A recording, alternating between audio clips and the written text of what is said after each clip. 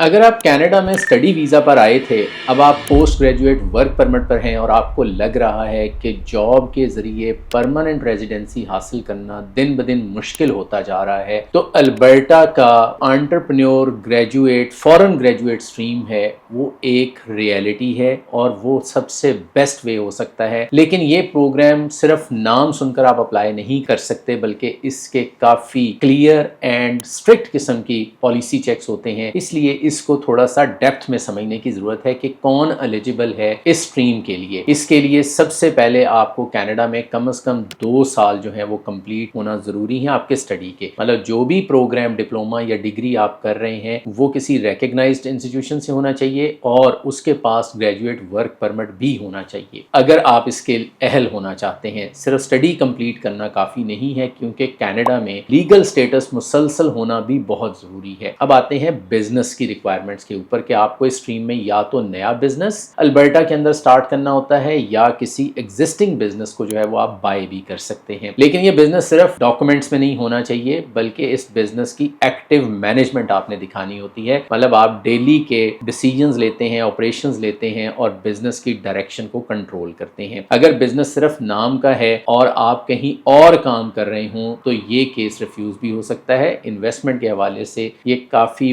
بڑا پرابلم ہو سکتا ہے، کیونکہ اس کے لیے پیسہ چاہیے اور اس میں کوئی فکسڈ $1,000,000 جو ہے وہ انویسٹ کرنے کی ریکوائرمنٹ نہیں ہے، بس صرف یہ دیکھا جاتا ہے کہ آپ کا بزنس جو ہے وہ کس طرح کا ہے اور اس میں جو ہے وہ کچھ نہ کچھ انویسٹمنٹ جو ہے وہ ہونی چاہیے۔ آپ کا بزنس جو ہے وہ رننگ کنڈیشن میں ہونا چاہیے اور کم از کم جو ایک پرماننٹ ریزیڈنٹ یا ایک کینیڈین سٹیزن جو ہے اس کو جاب دینی چاہیے۔ اب بات کرتے ہیں اس پروسیس کے سٹیپ بائی سٹیپ کی۔ سب سے پہلے آپ البرٹا کو ایک ایکسپریشن آف انٹرسٹ سبمٹ کرتے ہیں۔ اگر آپ کا پروفائل جو ہے وہ اسٹرانگ ہے، آپ کو بزنس پلان سبمٹ کرنے پر ہی انوائٹ جو ہے وہ مل جاتا ہے۔ اس بزنس پلان میں آپ کوالیفیکیشن کیا ہے، آپ کا ایکسپیرینس کیا ہے، مارکیٹ ریسرچ، فائنینشیلز، پروجیکشنز آپ کی کیا ہوں گی، آپ کا کنٹریبیوشن کیا ہوگا، یہ ساری چیزیں جو ہیں یہ پلان کا پارٹ ہوتی ہیں۔ اور جب آپ کا بزنس پلان جو ہے وہ ایکسیپٹ ہو جاتا ہے تو البرٹا گورنمنٹ جو ہے وہ آپ کے ساتھ ایک پرفارمنس ایگریمنٹ سائن کرتی ہے۔ اس ایگریمنٹ کے بعد آپ بزنس جو ہے وہ لانچ کرتے ہیں یا اس کو بائی کر لیتے ہیں۔ آپ اس بزنس کو چلاتے ہیں، اس کے اوپر ٹیکس دیتے ہیں اور جو آپ نے پرومسز کیے ہوئے تھے اگر آپ وہ پورے کرتے ہیں، اسی دوران گورنمنٹ جو ہے وہ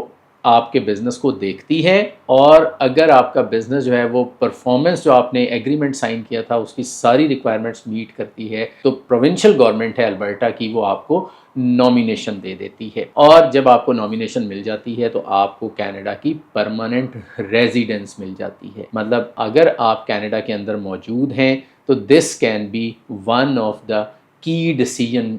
فیکٹر، کیونکہ اگر آپ کینیڈا کے اندر بھی موجود ہیں ایون دین آپ کے لیے جو ہے وہ آئلٹس کا وہ ریکوائرڈ بینڈ اگر آپ نہیں لے سکتے دین دس از ویری مچ پاسبل کہ آپ البرٹا کی فورن گریجویٹ انٹرپرینیور اسٹریم اس میں اپلائی کریں اور آپ اس طرح سے جو ہے وہ اپنی سیٹلمنٹ پلان کر لیں۔ اگر آپ کینیڈا میں پوسٹ گریجویٹ ورک پرمٹ جو ہے اس پر ہیں اور جاننا چاہتے ہیں کہ